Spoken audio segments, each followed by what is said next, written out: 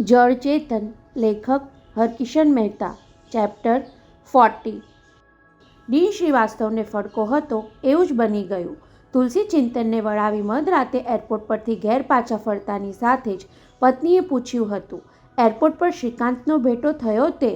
સાંભળીને ચોંકી ન જવું જોઈએ, છતાં તે ચોંકી જતાં એમણે પત્નીને પૂછેલું, શ્રીકાંતને ક્યાંથી ખબર પડી ગઈ? એની તો મને ખબર નથી, પણ એ રઘવાયાની જેમ તુલસીને જોવા દોડી આવ્યો હતો.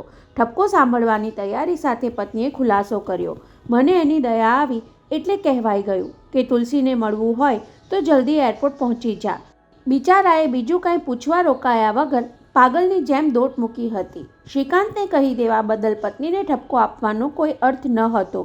તુલસીની સાથે એરપોર્ટ પહોંચતાની સાથે જ ચિંતન પોતાને એક બાજુએ લઈ ગયો હતો. સર, આપણી બ્રિજ કેન્ડીના કમ્પાઉન્ડમાં સુરુચિબેનનો ભેટો થઈ ગયો. તુલસી એની નજરે ન ચડી જાય એ માટે ઘણી કોશિશ અજમાવી, પણ સાંભળીને ડીન સાહેબ ચિંતામાં પડી ગયેલા. જેને સૌથી છેલ્લે ખબર પડવી જોઈએ એને જ પહેલવહેલી જાણ થઈ ગઈ. તુલસી ક્યારે કઈ રીતે ભાનમાં આવી એની પૂછપરછ પણ સુરુચિએ કરી હશે? નહીં સર, સદભાગ્યે એવું બધું પૂછવાનો એમને મોકો જ નહીં મળ્યો. ચિંતને એ ઘટના વિગતવાર કહી સંભળાવીને છેલ્લે ઉમેર્યું હતું, પણ સર, સુરુચિબેને મોજાવાળા હાથે તુલસી સાથે હાથ મિલાવ્યા ત્યાં જે બોલી ઉઠી હતી કે, અરે ભગવાન, આમને તો આખા શરીરે કોડ નીકળ્યો છે.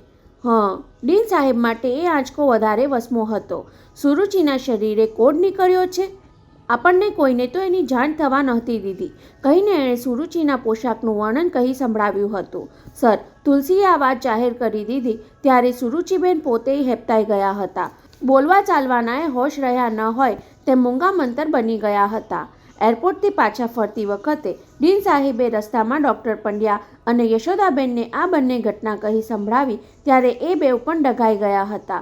તુલસી ભાનમાં આવી છે એ વાત વધારે વખત તો છાની રહેવાની ન હતી, તેમ આટલી જલ્દી જાહેર થઈ જાય એ માટે પણ કોઈની તૈયારી ન હતી. બહારથી વાત ઉડતી ઉડતી હોસ્પિટલ સુધી પહોંચે એ પહેલાં જ સવારે સૌને જાહેર કરી દેવું એવું નક્કી કરી નાખ્યું હતું. પરંતુ તુલસીએ સુરુચિના કોડની છાની વાત જાણી લીધી એનું શું?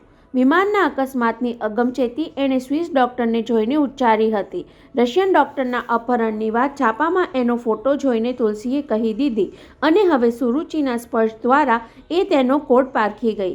એ ભાનમાં આવી છે તેના સમાચાર કરતાંય તેને પ્રાપ્ત થયેલી આ ગૂઢ શક્તિની જાહેરાત વધારે જોખમી હતી. કદાચ સુરુચિ એ વાત જાહેર નહીં કરે. યશોદાબેનને ઘેર ઉતારતી વખતે ડીન સાહેબે આશ્વાસન શોધી કાઢ્યું હતું. પોતાનો કોડ જગજાહેર ન થઈ જાય એટલા ખાતર પણ સુરુચિએ વાત છાની રાખવી પડશે. ઘેર પહોંચીને પત્ની પાસેથી જાણવા મળ્યું કે શ્રીકાંતને જાણ થઈ ચૂકી છે. ત્યાર સુધી તો ડીન સાહેબ સ્વસ્થ રહી શક્યા, પણ પત્નીએ બીજો ધડાકો કર્યો કે ઇન્ડિયન એક્સપ્રેસમાંથી તમારા માટે 2-3 ફોન આવી ગયા ત્યારે એમની ઊંઘ હરામ થઈ ગઈ. છાપાવાળાને આટલી ઝડપથી ગંધ કઈ રીતે આવી જતી હશે? ઊંઘવાનું પડતું મૂકીને હોસ્પિટલમાં ધસી ગયા તો ત્યાં મેટ્રને ખબર આપ્યા કે સર, પ્રેસ રિપોર્ટર આવીને બહુ પૂછપરછ કરતો હતો. 5 વર્ષ પહેલાં બેહોશ થયેલી સિસ્ટર ગોસ્વામી કયા રૂમમાં છે? એને કયા ડૉક્ટર ટ્રીટમેન્ટ કરે છે? હવે તેની તબિયત કેમ છે? એવા જાતના સવાલો પૂછતો હતો, પણ મેં એને દાદ દીધી નહીં. દરેક પ્રશ્નનો હું એક જ ઉત્તર આપતી હતી, અમે કાંઈ જાણતા નથી. એ કેસ ડીન સાહેબે પોતાના હસ્તક રાખ્યો છે. એ વખતે ડીન સાહેબની ઈચ્છા જોર કરી ગઈ કે અડધું રહસ્ય જાણતી મેટ્રને તુલસી ભાનમાં આવી ગયાના ખુશખબર આપી દઉં, પણ તુરંત જ ઈચ્છાને અંકુશમાં લઈ લીધી હતી. એવી ઉતાવળ કરવાની જરૂર નથી. ખાતરી કર્યા વગર પ્રેસવાળા પણ આવા સમાચાર અદ્ધર છાપી નાખવાનું જોખમ નહીં ખેડે. સવાર સુધી વાટ જોવી સારી. એમ સવાર સુધી વાટ જોવા માટે ઉચાટમાં સાચેસાચ જાગતા જ રહ્યા હતા. તેના પિતાને લઈ હોસ્પિટલ આવેલી તુલસીને પહેલીવાર જોઈ ત્યારથી થોડીવાર પહેલાં અને એરપોર્ટ પર વળાવી ત્યાં સુધી ઘટનાઓ ફિલ્મના દ્રશ્યની જેમ એમના મગજમાં ઝબકતી હતી. વચ્ચે વચ્ચે જાત સાથે વાત પણ કરી લેતા. તુલસીને મળેલી આ દિવ્ય શક્તિ તેને માટે ખતરનાક તો પુરવાર નહીં થાય ને? સ્વિટ્ઝરલેન્ડની સારવારથી તેની બાકીની યાદદાસ્ત પાછી આવી જશે. પોતે બળાત્કારનો ભોગ બની હતી એને જાણ થયા પછી તુલસીમાં કોઈ ચિંતાજનક પરિવર્તન તો નહીં આવી જાય ને? યશોદાબેનને પોતાના ઘરના દરવાજા સુધી મૂકવા ગયા ત્યારે બોલી ગયા હતા, શ્રીવાસ્તવજી, તુલસી પાછી આવે કે તરત મારે એને પુત્રવધુ બનાવી દેવી છે. એ કામ તમારે કરી આપવાનું છે. ત્યારે તો પોતે કહી દીધેલું કે એ કામ મારે કે તમારે કરવું પડે એવો જ વખત નહીં આવે. એ બંને સ્વિટ્ઝરલેન્ડથી પાછા આવીને સામેથી જ આપણી સંમતિ માંગશે. પરંતુ જાત સાથે વાતો કરતી વખતે જુદો જ સંતાપ જાગ્યો હતો. શ્રીકાંતને મનથી વરી ચૂકેલી ભાવુક તુલસી આટલી સહેલાઈથી ચિંતનને જીવનસાથી બનાવવાનું સ્વીકારશે ખરી? શ્રીકાંત યાદ આવી જતાં ફરી એવો સવાલ જાગ્યો કે એરપોર્ટ આવવા નીકળેલો શ્રીકાંત ત્યાં દેખાયો કેમ નહીં? કદાચ એણે ઈરાદો બદલી નાખ્યો હશે. એ ન આવ્યો એ એક રીતે તો સારું થયું. એને જોઈને તુલસી અસ્વસ્થ થઈ જાત તો પછી છાપાવાળાને જાણ કોણે કરી? બ્રિજ કેન્ડીમાંથી વાત લીક થઈ ગઈ હશે કે પછી સુરુચિ? એ જ વખતે સાયકલની ઘંટડીનો અવાજ કાને પડતા ડીન સાહેબ વિચારતંદ્રામાંથી સફાળા બેઠા થઈ ગયા. છાપાવાળો આવી ગયો. બબડતા દરવાજે ધસી ગયા. 2 ઇંગ્લિશ અને 1 હિન્દી છાપા સાથે ઘરમાં પાછા આવી પહેલ વહેલું ઇન્ડિયન એક્સપ્રેસ વાંચવા લીધું. આદત મુજબ મોટા મથાળા પર નજર નાખી. તેમાં તુલસીના સમાચાર દેખાયા નહીં એટલે નિરાંતનો શ્વાસ લેવા જતા હતા ત્યાં જ 5 વર્ષે ભાનમાં આવેલી નર્સના લખાણે તેમને ટટ્ટાર કરી દીધા. છેલ્લી ઘડીએ પહેલા પાના પર જગ્યા કરીને સમાચાર સમાવી લેવા પડ્યા હોય એમ એક ખૂણામાં ચોકઠું કરીને 10-12 લીટીમાં લખ્યું હતું કે 5 વર્ષ કરતાં વધુ સમયથી મુંબઈની KGM હોસ્પિટલમાં બળાત્કારના પ્રયાસનો ભોગ બનીને બેહોશ થયેલી યુવાન નર્સ તુલસી ગોસ્વામી ભાનમાં આવી હોવાના સનસનાટીભર્યા સમાચાર જાણવા મળ્યા છે. હજુ એટલું વાંચે ત્યાં ટેલિફોન રણકી ઉઠ્યો. રિસીવર ઉંચકાયું ત્યાં સામે છેડેથી ડૉક્ટર પંડ્યાનો અવાજ કાને પડ્યો. શ્રીવાસ્તવજી, છાપું વાંચ્યું? શરૂઆત કરી ત્યાં જ તમારો ફોન આવ્યો. મને તો ડૉક્ટર શ્રીકાંતની વાઈફનું જ આ દોહડાપણ દેખાય છે. રાત્રે એરપોર્ટ પરથી પાછા ફરતી વખતે ડીન સાહેબે પંડ્યા સાહેબને તુલસી સુરુચિના મેળાપની વાત કરી હતી. એના આધારે એમણે અનુમાન ઉછાળ્યું. એમાં ચોખ્ખું લખ્યું છે કે રાત્રે સિસ્ટર ગોસ્વામી બ્રિજ કેન્ડી હોસ્પિટલના કમ્પાઉન્ડમાં વ્હીલચેર પર ટેક્સીમાં બેસવા જતા હતા ત્યાં કોઈની નજરે પડી ગઈ એવું લખ્યું છે. ચોકીને ડીન શ્રીવાસ્તવે સમાચાર પર ઝડપી નજર દોડાવી તો સુરુચિએ જ આ વાત બહાર પાડી દીધી. પણ આ રીતે છાપામાં આપવાની શી જરૂર પડી? પણ હવે આપણે શું કરવાનું છે શ્રીવાસ્તવજી? પંડ્યા સાહેબના અવાજમાં થોડો ઉચાટ ભળ્યો. ચારે બાજુથી પૂછપરછ શરૂ થઈ જશે. જવાબ આપવામાં આપણે સાવધ રહેવું પડશે. કાંઈક વિચારતા હોય તેમ ડીન સાહેબે કાંડા ઘડિયાળમાં જોયું. અત્યારે 6:10 થઈ છે. હું 15-20 મિનિટમાં તૈયાર થઈને હોસ્પિટલે પહોંચો છું. તમે પણ જલ્દી આવી જાઓ. ફોન મૂકી દઈ ડીન સાહેબે સમાચારના છેલ્લા 4 વાક્યો વાંચી લેવામાં ધ્યાન પોરવ્યું. KGM હોસ્પિટલમાં પૂછપરછ કરતા કોઈ સંતોષકારક જવાબ નહીં મળવાથી એવું અનુમાન કરી શકાય છે કે હોસ્પિટલના સત્તાવાળા આ વાતને ગુપ્ત રાખવાનો ઈરાદો સેવતા હશે. નર્સ ગોસ્વામી 23 એપ્રિલ 1976ની સાંજે બેહોશ થઈ ત્યાર પહેલાં ભારતના સ્વર્ગસ્થ સંરક્ષણ પ્રધાન જગત નારાયણની શુશ્રૂષામાં હતી એ પણ બહુ સૂચક છે. હજુ છેલ્લું વાક્ય વાંચવાનું બાકી હતું ત્યાં ફરી ફોન રણકી ઉઠ્યો. ઘડીભર તો ડીન સાહેબને થયું કે રિસીવર ઉંચકીને બાજુમાં મૂકી દઉં, પણ એવી પલાયન વૃત્તિ પાલવે તેમ ન હતી. પરિસ્થિતિનો સ્વસ્થપણે સામનો કર્યા વગર બીજો કોઈ વિકલ્પ ન હતો. હલો કહ્યું ત્યાં સામેથી સાંભળવા મળ્યું. મી મરાઠે બોલતો. ગુડ મોર્નિંગ મરાઠી સાહેબ. મહારાષ્ટ્ર રાજ્યના આરોગ્ય ખાતાના સર્વોચ્ચ અધિકારી સવારના 6:15 વાગે ફોન કરે એવું આ પહેલી જ વાર બનતું હતું. આપે સમાચાર વાંચ્યા ને? સામો માણસ ખુલાસો માંગે તે પહેલાં પોતે જ શરૂઆત કરી દેવાથી ક્યારેક મુશ્કેલ કામ આસાન બની જતું હોય છે. સમાચાર તો વાંચ્યા. મરાઠેના અવાજમાં રૂઆબની છાંટ હતી. હું તમને એ જ પૂછવા માંગુ છું કે આપણી હોસ્પિટલમાં આવી અભૂતપૂર્વ ઘટના બની જાય અને અમને છાપા દ્વારા જાણવા મળે એ કેમ ચાલે? ક્યારેક ચલાવી લેવું પડે સાહેબ. બોલાઈ ગયા પછી શ્રીવાસ્તવને સમજાયું કે પોતે સરકારી અધિકારીના અહમ પર ફટકો મારવાનું દુસ્સાહસ કરી બેઠા હતા.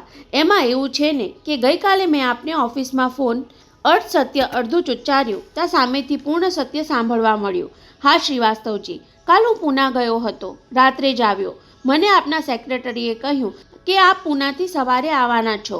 ડીન સાહેબે હવે પૂર્ણ અસત્ય ઉચ્ચારી દીધું. હું 10 વાગ્યા પછી આપને ઓફિસે ફોન કરવાનું વિચારતો હતો. એનીવે શ્રીવાસ્તવજી, મને આખી વાત માંડીને કરો. મરાઠી સાહેબની અધીરાઈ તીવ્ર બની ગઈ. એ નર્સ ભાનમાં કેવી રીતે આવી? આમાં બ્રિજ કેન્ડીનું નામ વચ્ચે ક્યાંથી આવ્યું? સાહેબ માંડીને વાત કરવાનું તો એવું છે ને. ડીન શ્રીવાસ્તવે ગમે તે ભોગે તેને હાલ તુરત ટાળવા પડે તેમ હતા. ફોન પર આ બધી વાત ન કરીએ તો સારું. તમે કહેતા હો તો હું બપોરે ઓફિસ રૂબરૂ. નહીં શ્રીવાસ્તવજી, હું જ હોસ્પિટલ આવી જઈશ. સર્વોચ્ચ અધિકારીએ આટલું જલ્દી નમતું જોખી દીધું એથી ડીન સાહેબને અચરજ ઉપજ્યું, પણ આગળ સાંભળ્યું ત્યાં જ અચરજ અણગમામાં પલટાઈ ગયું. ડીન, હું 10 વાગે આવી પહોંચું છું. સાથે ફોટોગ્રાફર્સને પણ લેતો આવીશ. આ ચમત્કારનો બરાબર પ્રચાર કરવો જોઈએ. એનો આપણે પૂરેપૂરો યશ લેવો જોઈએ. એ બોલતા રહ્યા અને ડીન સાહેબ સાંભળતા રહ્યા. ફોટોગ્રાફર્સને લઈ ઉત્સાહભેર હોસ્પિટલ આવ્યા પછી સાહેબ જાણશે કે જેની સાથે ફોટો પડાવવાના હતા એ તુલસી જ અહીં હાજર નથી. ત્યારે શું થશે એની કલ્પના કરતાં ડીન સાહેબે આછી ધ્રુજારી અનુભવી. મારા આવતા પહેલાં કોઈની સાથે નર્સના ફોટા ન પાડવા દેતા, કહી મરાઠે સાહેબે ફોન મૂકી દીધો. ત્યારે ડીન સાહેબથી રોષમાં બબડી જવાયું. તમારા ખાતાએ એકવાર જેને હોસ્પિટલમાંથી હડસેલી દેવાનું ફરમાન કાઢ્યું હતું એની સાથે ફોટા પડાવીને જશ ખાટી જવાનો હવે પોરસ કરો છો. ફરી પાછું કોઈ ફોન પર ટપકી ન પડે એ પહેલાં એમણે હોસ્પિટલનો નંબર લગાવી મેટ્રનને ખુશખબર સાથે સૂચના આપતા કહ્યું. તુલસી ભાનમાં આવી ગઈ. એ સમાચાર તો વાંચી લીધા હશે. સર, સમાચાર વાંચ્યા તો નથી, પણ ફોનથી જાણ્યા. ત્યાં પણ ફોન આવવા લાગ્યા? હા સર, હમણાં જ સિસ્ટર ગોસ્વામીના ભાઈનો ફોન હતો. ઓહ! દાજપૂર્વક ડીન સાહેબે દાંત ભીસ્યા. પોતાની બહેન છે એ આટલા વર્ષે યાદ આવ્યું? હા સર, એ ફોનમાં બરાડા પાડીને બોલતો હતો કે તમે લોકોએ મને અંધારામાં રાખ્યો. મારી બહેન ભાનમાં આવી એનાથી મને જ અજાણ રાખ્યો. જવાબમાં તે શું કહ્યું મેટ્રન? મેં કહ્યું કે અમે આ વિશે કાંઈ જ જાણતા નથી.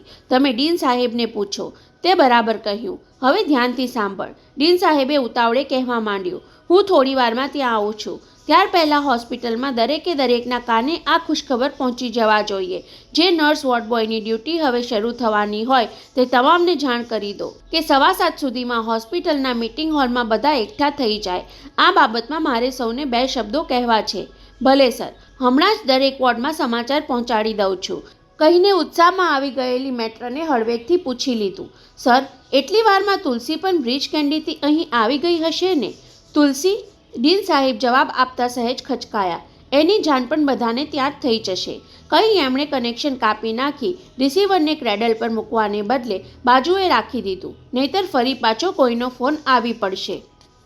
2.25 વર્ષ પહેલાં હોસ્પિટલ પછવાડેના ખાલી પ્લોટમાં બંધાયેલો 250 બેઠકનો મિટિંગ હોલ છેલ્લી પહેલી પાળીની નર્સો, વોર્ડ બોયઝ અને ડૉક્ટરોથી ચિક્કાર ભરાઈ ચૂક્યો હતો.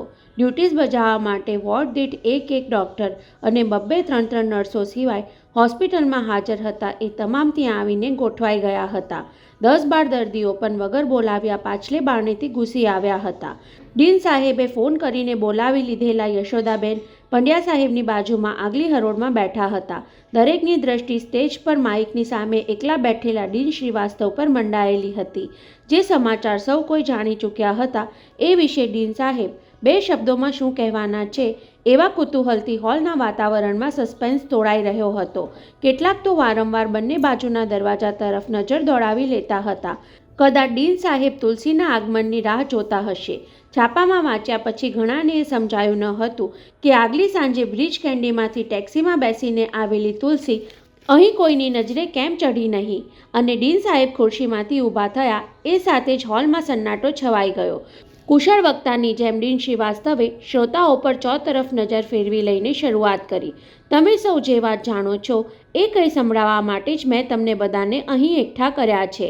એટલા માટે કે આપણા હોસ્પિટલ પરિવારની એક સભ્ય, આપણા સૌની લાડલી તુલસી ગોસ્વામી 5 વર્ષ અને 2.25 મહિના પછી શુદ્ધિમાં આવી. એની ખુશાલી વ્યક્ત કરવા આપણે સૌએ ભેગા મળવું જરૂરી ગણાય.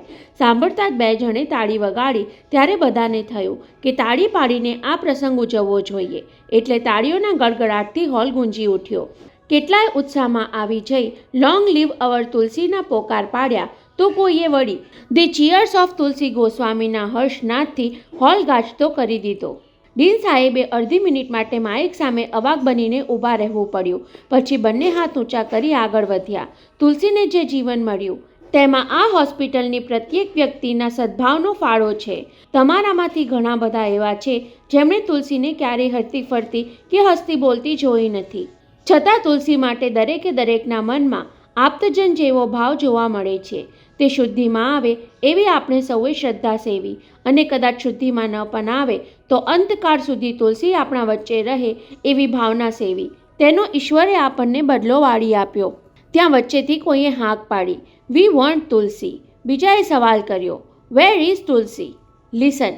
ડીન સાહેબે જરા ઊંચા અવાજે બોલવું પડ્યું. બધાની ઉત્કંઠા પરાકાષ્ઠાએ પહોંચી ચૂકી હતી. એ પારખી ગયા પછી વિલંબ કરવામાં ડહાપણ ન હતું. આપણી તુલસી ક્યાં છે અને કેમ છે એ કહેવા માટે મેં તમને બધાને અહીં બોલાવ્યા છે. હવે હું પૂરું ન કહું ત્યાં સુધી પ્લીઝ કોઈ વચ્ચે બોલશો નહીં. એમની એ તાકીદની તત્કાળ અસર થઈ હોય તેમ હોલમાં સન્નાટો છવાઈ ગયો. કાન સરવા કરી સાંભળવા માટે સર્વ તપ્તર બની ગયા. અઠવાડિયા પહેલાં મુંબઈમાં યોજાઈ ગયેલી ન્યુરોલોજિસ્ટ કોંગ્રેસમાં સામેલ થવા આવેલા વિદેશના એક ડૉક્ટરે તુલસીના મગજનું ઓપરેશન કરીને આ ચમત્કાર સર્જ્યો છે. ઓપરેશન પછી 72 કલાકે તુલસી ભાનમાં આવી ગઈ, પરંતુ કહીને અટકી ગયા. એટલી વાર સૌના શ્વાસ અદ્ધર થઈ ગયા. 5 વર્ષ અને 2.25 માસ બેશુદ્ધ રહેલી તુલસી ભાનમાં આવી ત્યારે એની યાદદાસ્ત ગુમાવી બેઠી હતી. ઓહ નો! વચ્ચે નહીં બોલવાની તાકીદ છતાં ખંડના ચારે ખૂણેથી સહાનુભૂતિના ઉદ્ગાર સંભળાયા. પરંતુ ચિંતા કરવાનું કોઈ કારણ નથી. ડીન સાહેબે ધરપત આપતા માઇકમાં કહ્યું, જે ડૉક્ટર થકી એ ભાનમાં આવી એ જ ડૉક્ટર તુલસીની યાદદાસ્ત પાછી લાવવા માટે સમર્થ છે અને એટલે જ કાલે તુલસીને ફર્ધર ટ્રીટમેન્ટ માટે જીનીવા રવાના કરી દેવી પડી છે.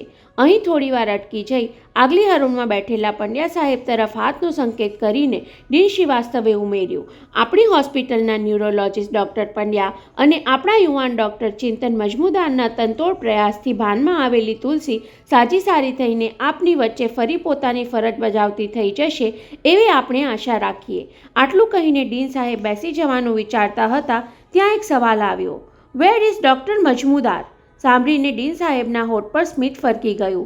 એ જવાબ આપે તે પહેલાં 4-5 નર્સો વચ્ચેથી એ જ સવાલ ફરી સંભળાયો, ડૉક્ટર ચિંતન ક્યાં છે? અમારે તેમની પાસેથી પેંડા લેવા છે. હવે ડીન સાહેબે યશોદાબેન પર દ્રષ્ટિ કરી એટલે મરક હસતા એ નીચું જોઈ ગયા. ડૉક્ટર ચિંતન મજમુદાર અત્યારે તુલસી સાથે પેરિસ એરપોર્ટ પર ઉતરણ કરી ચૂક્યા હશે અને અહીં એકલા બેઠેલા એમના મધરની ઈચ્છા એવી છે કે તુલસી ચિંતન સ્વિટ્ઝરલેન્ડથી સુખરૂપ પાછા ફરે એટલે હોસ્પિટલના સમગ્ર સ્ટાફ માટે એક ભવ્ય સમારંભ યોજવો. કહી ડીન સાહેબે માઇકની સ્વિચ ઓફ કરી નાખી એટલે તાળીઓના ગડગડાટથી ફરી હોલ ગૂંજી ઉઠ્યો. પરંતુ એ તાળીઓના પડઘા શમે ત્યાર પહેલાં જ હોલમાં સૌથી છેવાડે ઊભેલાઓ વચ્ચેથી કોઈએ ત્રાડ નાખી, તમે લોકોએ કોની રજાથી તુલસીને પરદેશ મોકલી આપી? ઝાટકા સાથે બધાની ડોક એ તરફ ફરી. ધુઆં ફુઆં થતો એક જુવાન બધા વચ્ચેથી રસ્તો કરી સ્ટેજ તરફ ધસી જતો દેખાયો. યશોદાબેનની નજર પડતાં જ ફાળ પડી, મુકુંદ એ વળી ક્યાંથી ફૂટી નીકળ્યો? લડાયક મિજાજમાં હાથની મુઠ્ઠી ઉછાળતો તુલસીનો મોટો ભાઈ ધસમસતો સ્ટેજ પાસે આવીને ઊભો રહ્યો. કોને પૂછીને મારી બહેનનું ઓપરેશન કરાવ્યું? ભાનમાં આવીને પરદેશ ચાલી ગઈ ત્યાં સુધી એના સગા ભાઈને અંધારામાં રાખ્યો? ક્રોધના ફૂફાડા મારતા મુકુંદને ઊંચા અવાજે બરાડા પાડતો જોઈને યશોદાબેન ધ્રુજી ઉઠ્યા.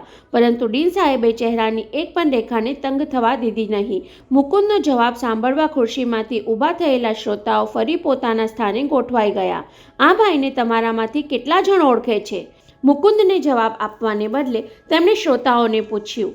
આ યુવાને હમણાં એવો દાવો કર્યો કે પોતે તુલસીનો ભાઈ છે, પરંતુ છેલ્લા 4.5 વર્ષમાં તમારામાંથી કેટલા એને બહેનની ખબર કાઢવા માટે હોસ્પિટલના પગથિયા ચડતા જોયો છે? ડીન સાહેબનો એક કટાક્ષ મુકુંદના હૈયા સોસરવો નીકળી ગયો. દાજિયા પર કોઈએ ડામ દીધો હોય તેમે બરાડી ઉઠ્યો, હું તુલસીનો ભાઈ છું, એને માટે તમારા કોઈના સર્ટિફિકેટની જરૂર નથી. ક્રોધને કારણે એના નખોરા ફૂલી ગયા હતા અને છાતી બેહદ આંફતી હતી. મેં પૂછ્યું એનો જવાબ આપો. કોને પૂછીને તમે મારી બહેનનું ઓપરેશન કરાવ્યું? કેમ તારી બહેન ભાનમાં આવી એની સામે તને કોઈ વાંધો છે? મારો વાંધો એ છે કે ભાનમાં આવવાને બદલે મૃત્યુ પામી હોત તો? મુકુંદે ગળગળા થઈ જવાના અભિનય સાથે સંભળાવ્યું. કોઈ પણ દર્દીના જાન સાથે ખેલ ખેલતા પહેલાં તેના નિકટના સગાની સંમતિ લેવી જરૂરી હોય છે. એ તમે ભૂલી ગયા ડીન શ્રીવાસ્તવ? અમે સંમતિ લીધી છે મિસ્ટર મુકુંદ રાય. કોની સંમતિ? જુસ્સાભેર સ્ટેજ પર ચડી જઈ મુકુંદે પડકાર ફેંક્યો.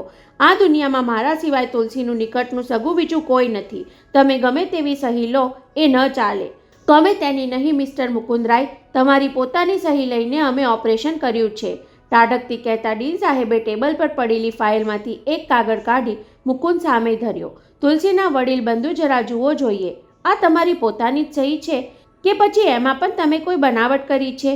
ઝાપટ મારીને મુકુંદે તેમના હાથમાંથી કાગળ ઝૂંટવી લીધો. કાગળ પર નજર દોડાવતા મુકુંદના હાથ ધ્રુજવા લાગ્યા. નાકના ફૂલી ગયેલા નસકોરા સંકોચાવા લાગ્યા. આ તો 2-1 મહિના પહેલાં ચિંતન મારી પાસેથી સહી કરાવી ગયો હતો એ ફોર્મ છે. બબડતા એણે ખીજમાં ડીન સાહેબ તરફ કાગળ ફંગોળ્યો. ઓપરેશન માટે મેં એમાં મંજૂરી આપી છે ખરી, બોદા અવાજે બોલીને મુકુંદે ઉશ્કેરાટમાં ઉમેર્યું. પરંતુ ઓપરેશન તો લંડન લઈ જઈને ત્યાંના ડૉક્ટર પાસે કરાવવાનું હતું, એનું શું?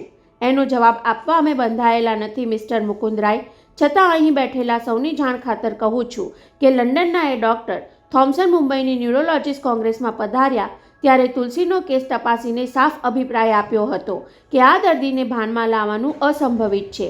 પોતાની વાત એને ગળે ઉતરી ન હોય તેમ મુકુંદ દાંત વચ્ચે હોઠ કરડતો ઘુરકવા લાગ્યો. એટલે ડીન સાહેબે સંભળાવ્યું, ભાઈ મુકુંદ, લંડનના એ ડૉક્ટરનો લેખિત અભિપ્રાય પણ આ ફાઇલમાં છે, કહીને તેના તરફ ફાઇલ ધરી. લે, એ પણ વાંચી લે, એટલે તારા જીવને શાંતિ થાય. ત્યારે પોતાના તરફ લંબાયેલી એ ફાઇલ પર હાથ ફટકારી સ્ટેજ પર પગ પછાડતા મુકુંદે ધમકી ઉચ્ચારી, તમને બધાને જોઈ લઈશ, કોર્ટમાં કેસ કરીશ, છાપાવાળાઓને બધું કહી દઈશ.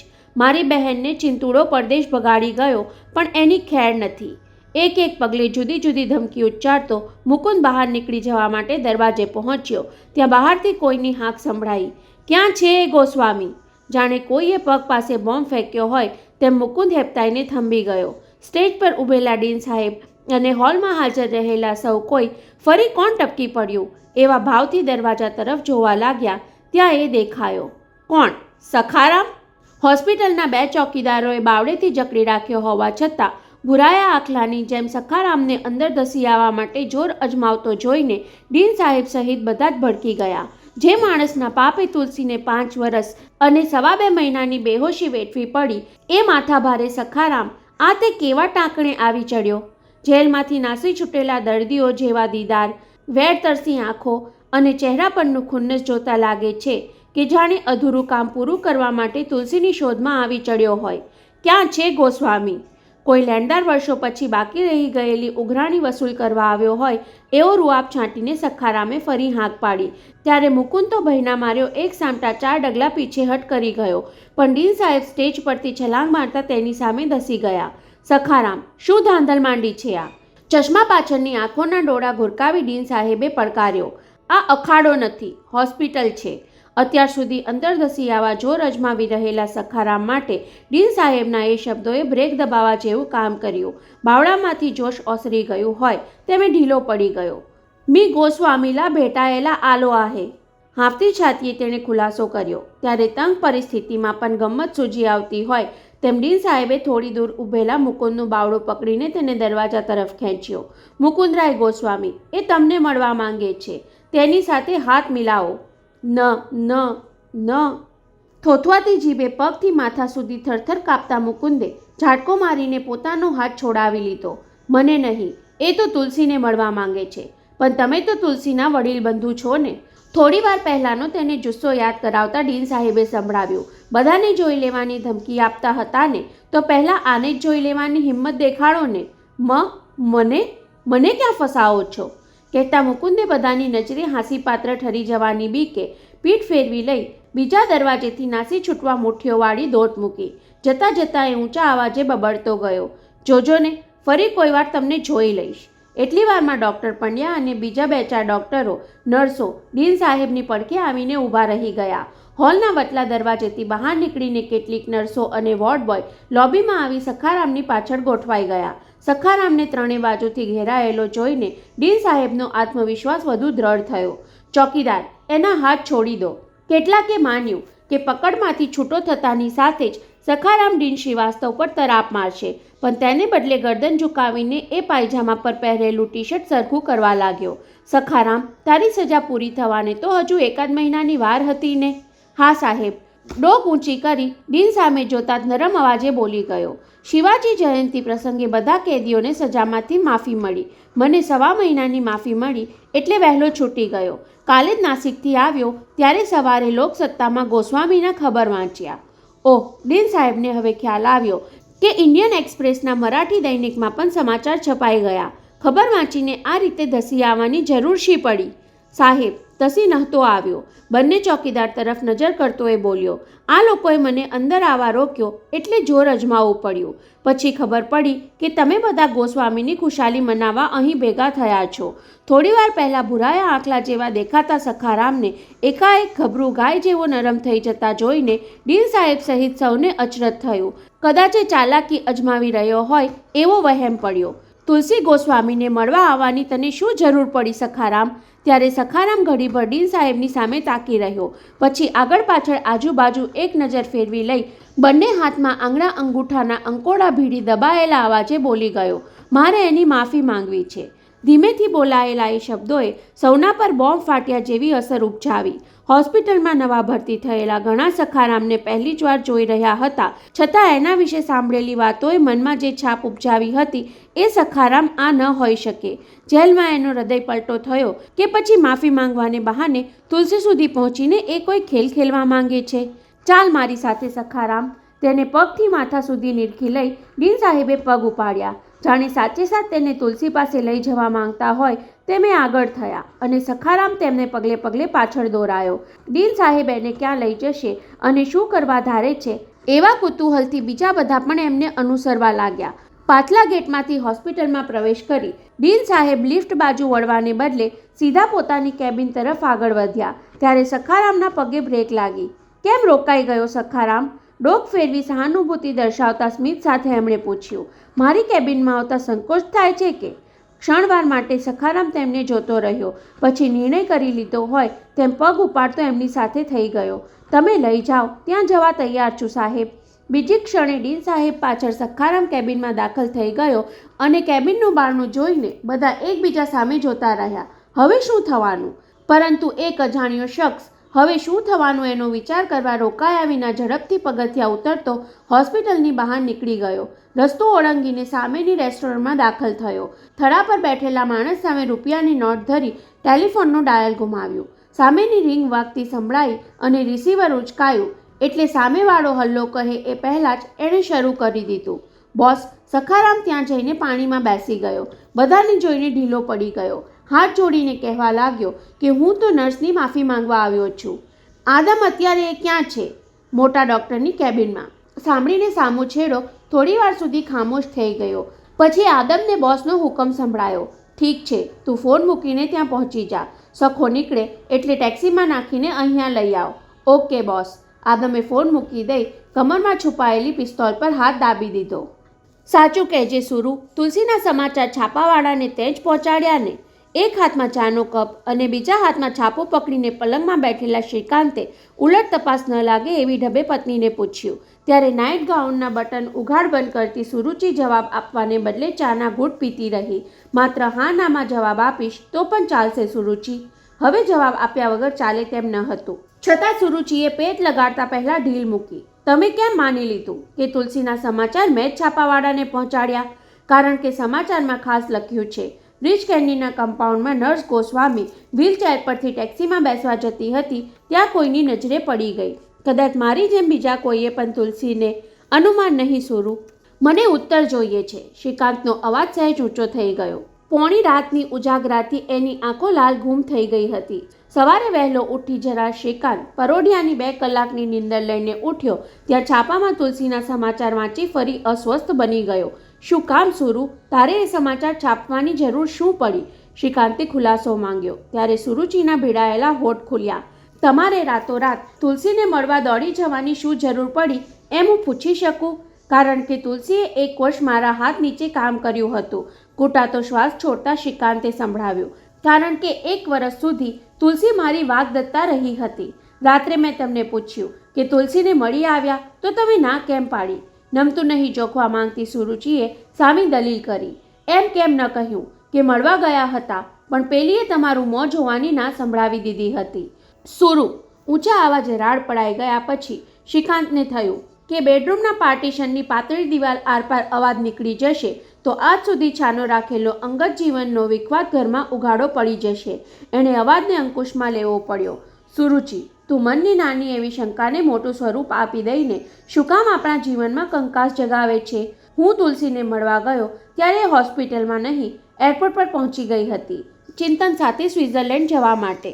સુરુચિને એ કહેવાની જરૂર ન હતી કે રાત્રે એરપોર્ટ પરથી ઘેર આવીને યશોદા માસી પાસેથી ફોન દ્વારા પોતે બધી માહિતી મેળવી લીધી હતી. એણે ચિંતનનો હાથ પકડી લીધો.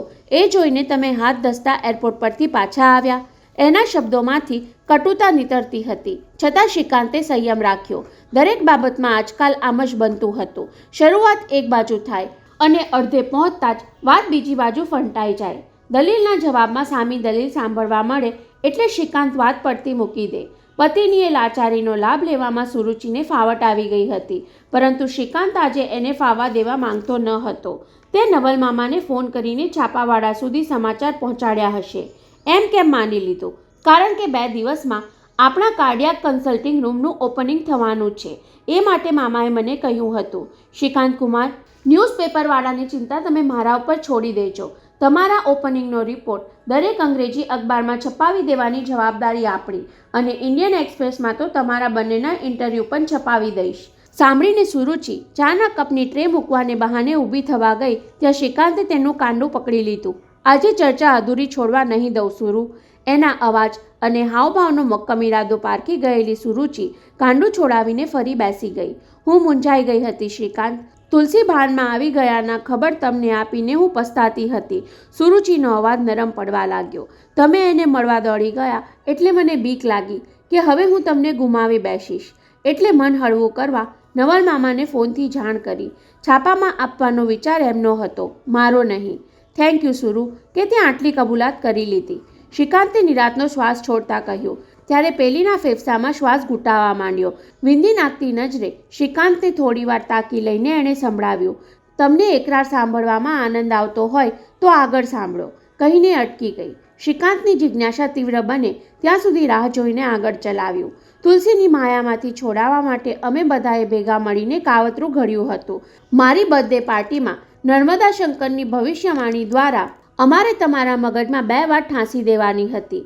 એક તો તુલસી 1 વર્ષ સુધી ભાનમાં ન આવે તો ક્યારેય સાજી નહીં થાય એ, અને બીજી સુરુચિએ શરમ છોડીને સંભળાવી દીધું. બીજી ચિંતન અને તુલસી વચ્ચેના સંબંધની વાત તમારા મનમાં ઠસાવી દેવાની હતી. માણસ એકરાર કરે ત્યારે એના અવાજમાં પસ્તાવાનો રણકો હોય છે, પણ સુરુચિ તો એકરારને બદલે પરાક્રમ કરવાની ઢબે બોલી ગઈ. ત્યારે શ્રીકાંતના હૃદયમાં તેના પ્રત્યેનો રહ્યો સહયો સ્નેહ પણ ભૂસાઈ ગયો. એકરાર બદલ તને શાબાશી આપવાનું મન થાય છે સુરુ. એનો કટાક્ષ સાંભળીને સુરુચિના દાંત ભીસાયા. દરેક ચર્ચાનો અંત પોતાના વિજયમાં જ પરિણમવો જોઈએ એવો હઠાગ્રહ ધરાવતી સુરુચિના કાનની બૂટ લાલચોળ બનવા લાગી. સ્ત્રી પાસે એકરાર કરાવીને ખુશ થતા અન્ય પુરુષોથી તમે તસુભર પણ જુદા નથી શ્રીકાંત. છેલ્લો ફટકો મારવાના જનૂનથી એ બોલી ગઈ. એકાદ વખત કોઈ પુરુષ પણ એકરાર કરીને અપવાદરૂપ સાબિત થઈ શકતો હોત તો કેવું સારું. શ્રીકાંત તેનો કટાક્ષ પામી ગયો હતો. મારે શું એકરાર કરવાનો છે સુરુ? એ જ કે તુલસીને તમે પહેલાં ચાહતા હતા એટલી જ આજે પણ ચાહો છો. સાંભળીને શ્રીકાંત ચોંક્યો. એના પ્રત્યાઘાત જોઈને સુરુચિના હોઠ પર વેધક સ્મિત ફરકી ગયું. બોલો, એકરાર કરવાની ઈચ્છા થાય છે? અડધી મિનિટ સુધી શ્રીકાંત તેને તાકી રહ્યો.